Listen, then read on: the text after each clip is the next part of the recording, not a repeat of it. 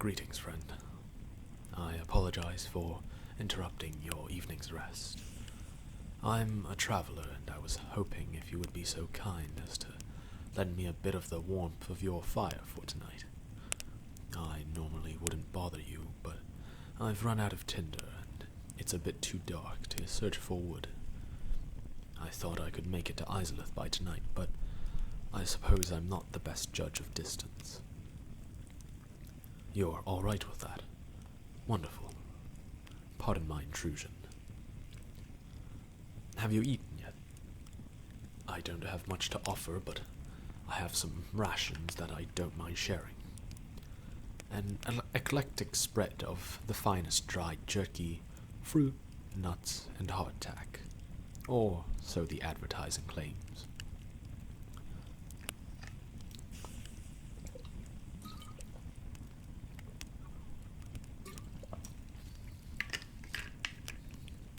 So, what brings you to this part of the Fana Forest? Most don't wander this far from the capital unless they have somewhere to go. You want to be an adventurer? Well, I'll say it is a profession, though some would argue not the most noble one, but a profession nonetheless. Why didn't you choose to stay in the capital, though? There are plenty of adventuring jobs offered there. Starting small, huh? That is a valid reason. Isolith is the birthplace of many adventurers, though it might be because of all the creatures they have to deal with. Me? Well, I am a bit of an adventurer myself, if you can call it that. You go around the block long enough, learn to create a ball of fire, and people start labeling you as an adventurer, at some point or another. What do you specialize in, if you do not mind me asking? I myself study the arcane, though my magics are a bit more esoteric than others. You don't know what I mean by specialization. You really are a fledgling, then. No offense, of course. Some refer to it as a class, but it's just a way of identifying one's skill set. For example, I would be considered a wizard, officially, of course. I don't see myself as living up to that grand title, of course.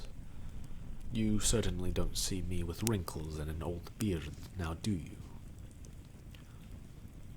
You don't know which class you will fall under. Well, that's going to make searching for a job or a party rather difficult for you. You would just be viewed as a dead weight otherwise. Perhaps I should give you a overview of the official classes. I've been around, to say the least, so I think I have an understanding of each specialization. Now, where is that handbook I had? Ah, here we are. I suppose it really was a good idea to hold on to my textbooks before I left the college. Now, first things off would be the artificer. They are a newer profession, at least one that is officially recognized. Although artificers have certainly existed prior to their official designation by the Lucian government, they are tinkerers, to say the least. They often imbue magic into machinery, or use machinery to duplicate magical effects. While they don't focus nearly as much on the arcane aspect as people like me would, most have a decent understanding of arcana before delving into the art of artificing. I myself have dabbled in it a bit, though not nearly enough to fully proclaim myself as one of them. Have a look at this watch. I crafted it myself. The wonders of magic and machine. True artificers can easily surpass this, however. I've heard some have even gone as far as to create firearms. There are rumors that one of the councilmen is one of these crafters in the capital. Next on our list would be the barbarian. I would argue this is one of the easier professions to find yourself in, as it often involves you swinging wildly until whatever is in front of you is dead.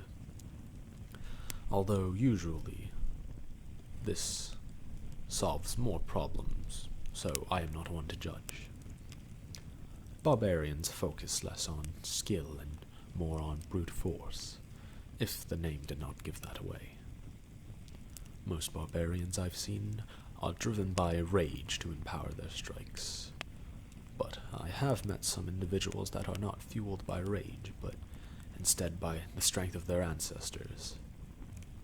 Some do the complete opposite as well, entering a sort of combat trance to replicate the effects of the angry, screaming man with the great axe. Though, more often than not, it would appear as though barbarians have less than stellar intelligence. I'm not saying there are no smart barbarians. I'm merely pointing out the trend. Knowing is half the battle. But I suppose the other half can be solved by cleaving things in half.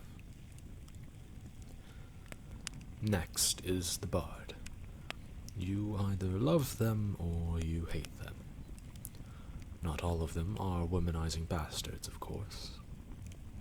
Officially, bards are individuals who can manipulate magic with the strength of their will and the art they craft, whether that be through music, theater, or art. Furthermore, they can inspire those around them with their songs and tales, empowering them magically. Bards too often are seen as the jacks of all trades, capable of doing just about anything with a modest degree of success, whether that be stabbing, insight, or acrobatics.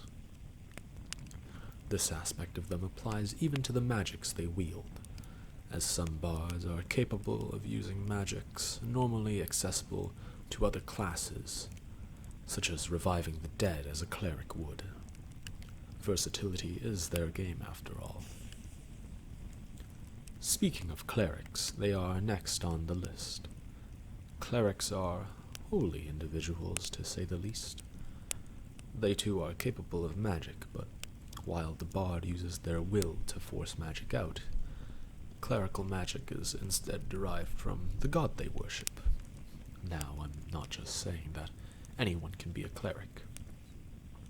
Being a cleric requires a devotion greater than most, one that attracts the gods themselves to look your way and grant you a blessing.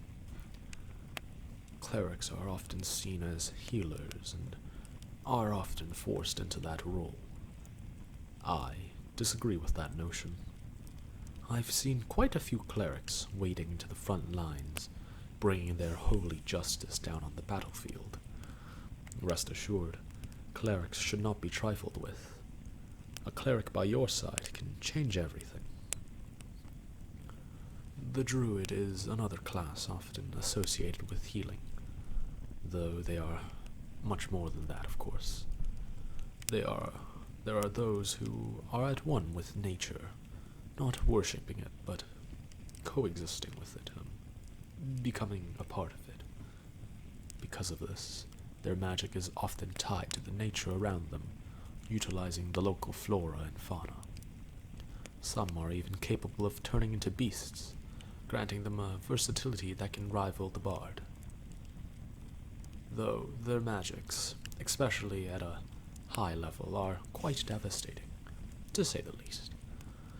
Calling down lightning multiple times within the span of a minute on a foe is no joke. Now we focus on the fighter.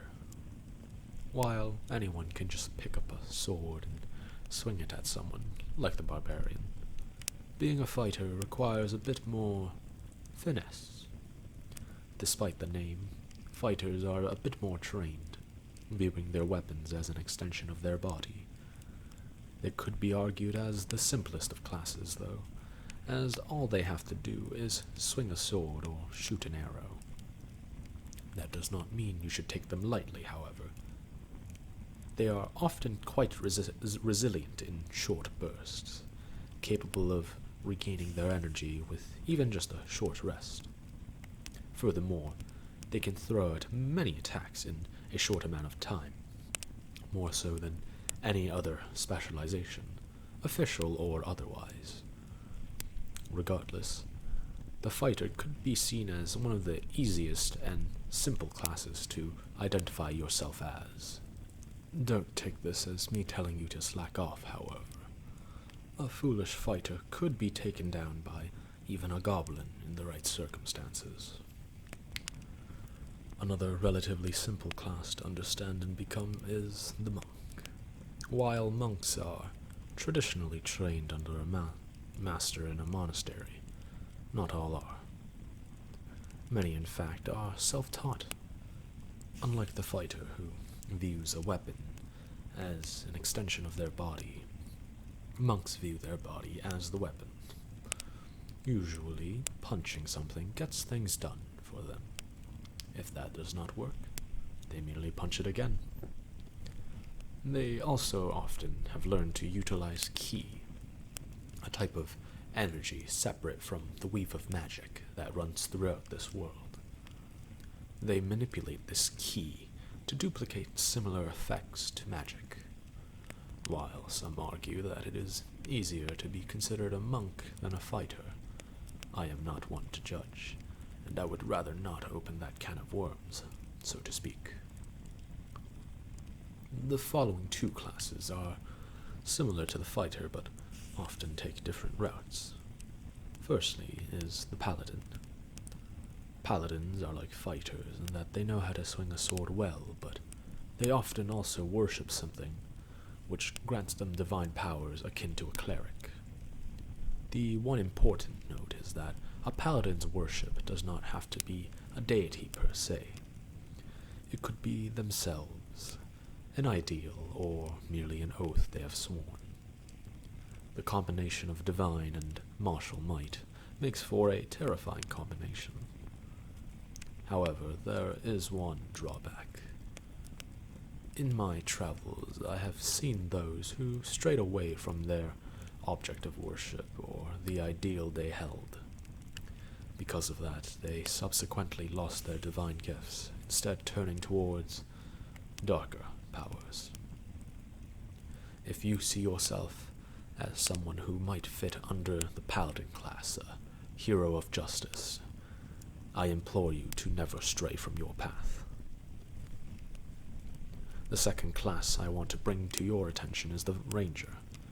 They are also capable fighters, but whereas the paladin draws their additional powers from worship, the ranger draws their powers from nature, similar to a druid. As much as their magical gifts are nature-based, they are often more combat-oriented.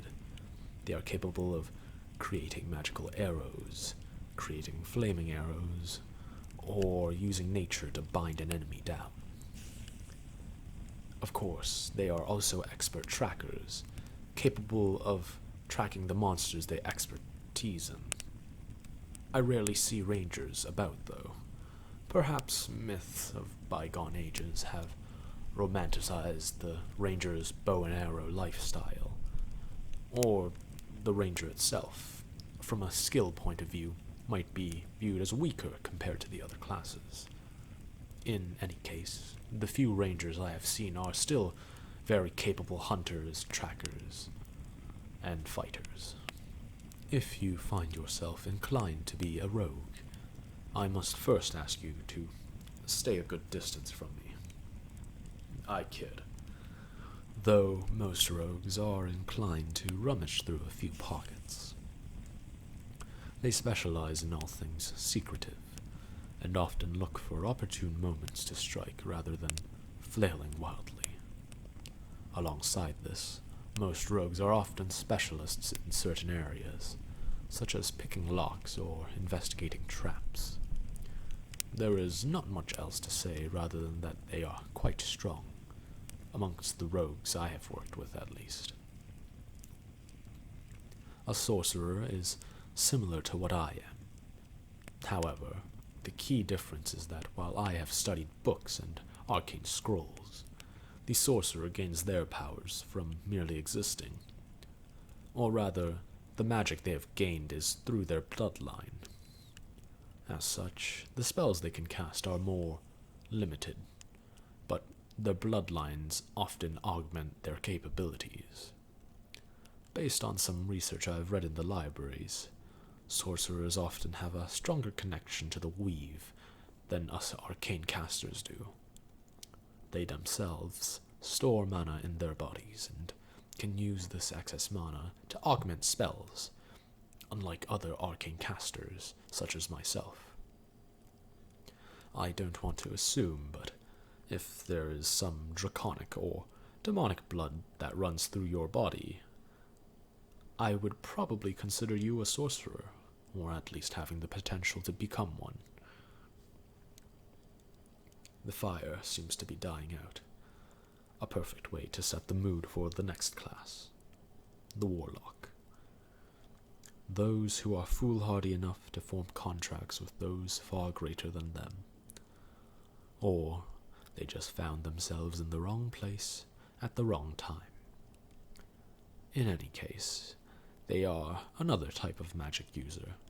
But whereas I gain my powers through study, and sorcerers gain theirs through bloodline, a warlock gains their power through a pact. It is similar to that of a cleric, but a warlock's contract is often more sinister, to say the least. Though to every rule there are exceptions. The pact of magic granted to warlocks is both their greatest asset, but also their weakest. Due to the nature of their pacts, they are only granted large amounts of power, but in limited bursts.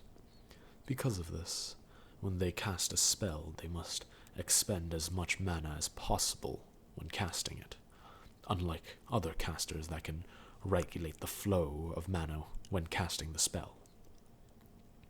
To supplement this, warlocks often have invocations, boons granted by their patron to augment their own capabilities. This could be granting improved sword skills even when one is not trained as a sword wielder, or being able to see in the dark, magical or otherwise. They are truly versatile, but if you find yourself seeking a patron, make sure they are at least somewhat trustworthy. Last but not least is me, the wizard. On paper, at least. Wizards are the most traditional of arcane casters, scouring scrolls and tombs for magic. Wizards often chose to further specialize under a school of magic, not unlike those of other classes. Naturally, our specializations fall under the 8 categories of magic, being evocation, transmutation, illusion, abjuration, conjuration, necromancy, divination, and enchantment. I, however, do not fall under these categories, as I have mentioned. My specializations are a bit more unique than others, but that is a story for another time. If you are interested in picking up the spellbook, I am more than happy to oblige. Apologies, it seems I have gotten a bit too invested in describing these classes. I must have kept you from your rest. You must be tired. But if you still have the energy, there is one more class. One not officially recognized by the government. They are called blood hunters. A relative of the ranger, these hunters specialize in hunting down monsters. The key difference, however, is that they themselves have become part monster. They drink an elixir called the Hunter's Bane. which permanently augments their bodies. From there, they devote themselves to the art of monster slaying. You don't look like the blood hunter type, though. You don't appear to have a tragic backstory, at least from the outside. They are quite rare, as they roam from town to town, solving local monster quests. But do think about what class you want to be if you are serious about being an adventurer. It is not an easy life, but it is often rather fulfilling. If you are heading to Izalith as well, I hope you don't mind me accompanying you. Perhaps I can give you a hand in the paperwork. That is the least I could do.